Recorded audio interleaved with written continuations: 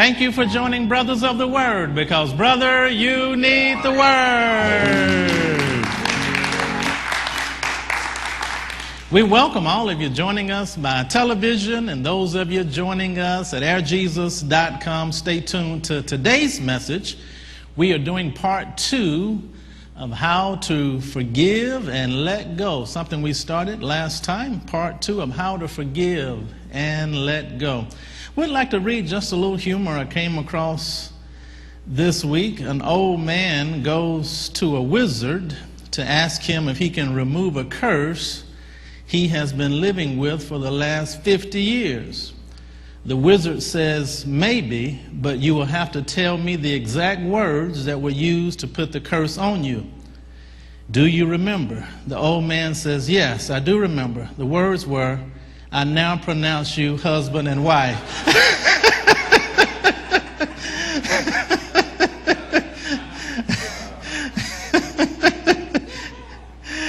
Open your Bible, if you will, to the book of Mark, the Gospel of Mark.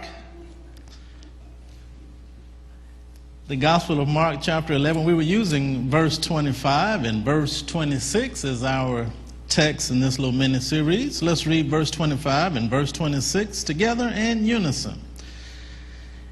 And when ye stand praying, forgive if ye have aught against any, that your Father also which is in heaven may forgive you your trespasses.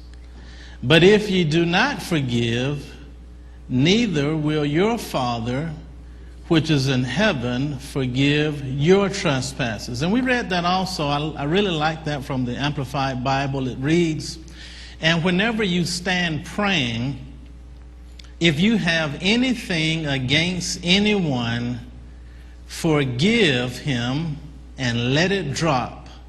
Leave it, let it go, in order that your Father who is in heaven may also forgive you your own failings and shortcomings and let them drop. But if you do not forgive, neither will your Father in heaven forgive your failings and shortcomings. So we're talking about, from the subject, how to forgive and let go, part 2. So forgiveness can be difficult, and we have to realize that even when forgiveness is difficult, we still have to do it. Somebody said that forgiveness is a choice, but it is not an option. It is a choice, but it is not an option. And so we don't forgive because we feel like it. We don't forgive because, forgiveness doesn't come from our emotions. So, we're not forgiving because we feel like forgiving. We are forgiving because we make a decision. Forgiveness is a decision. Turn to your neighbor and say, forgiveness is a decision. Forgiveness is a choice. So forgiveness is something you do from your will. You make a decision, you decide, you choose. Forgiveness is a choice. Someone said that forgiveness is hard, but living with a grudge is even harder. Now, there are 2 main reasons why we forgive. 2 main reasons why we forgive. Number 1, Jesus made the first reason very clear. We forgive so that we can be forgiven. General Oglethorpe once said to John Wesley, he says, I never forgive and I never forget. To which Wesley replied, then, sir, I hope you never sin. George Herbert said, he who cannot forgive breaks the bridge over which he himself must pass. So when we don't forgive others, we literally destroy the bridge that we need ourselves to cross over at some time in life.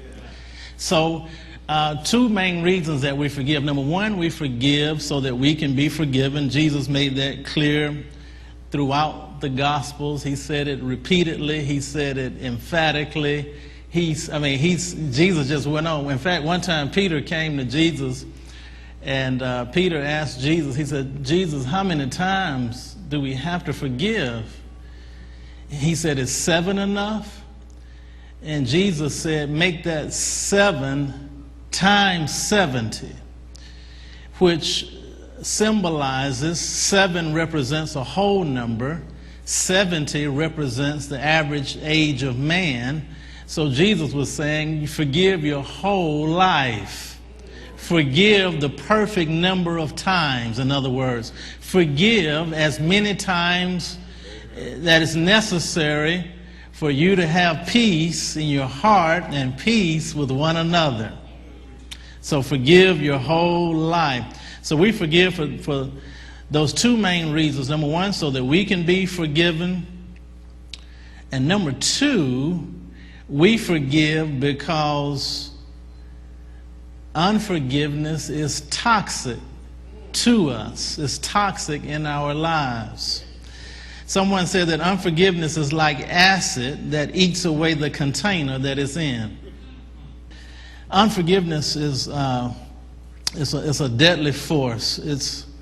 It's something that really causes all type of emotional and physical and all type of spiritual problems in our lives.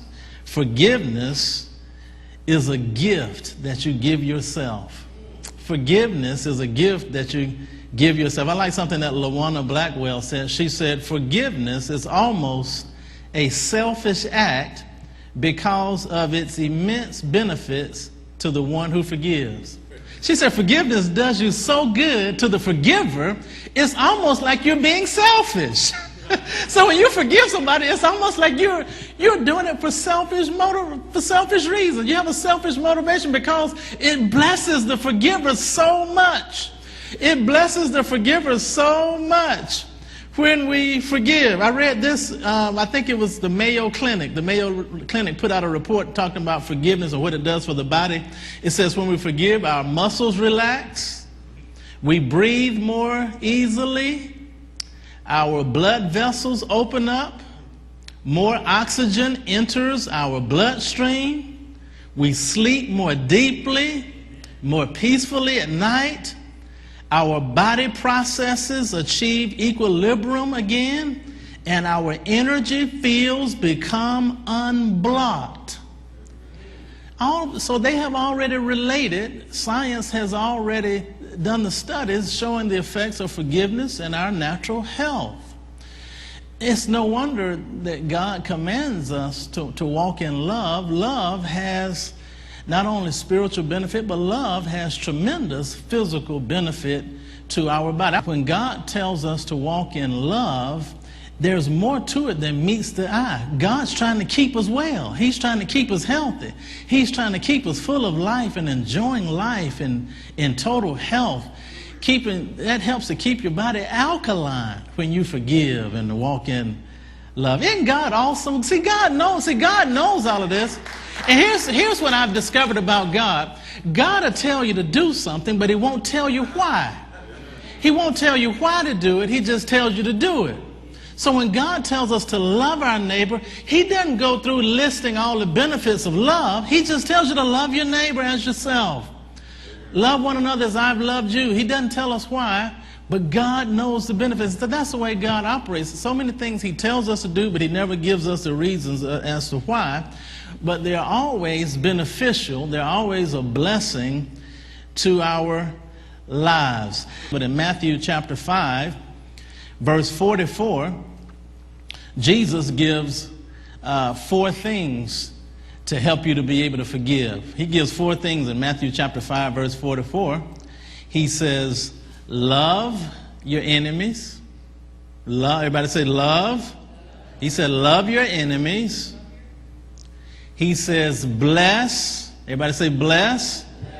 He says, bless them that curse you.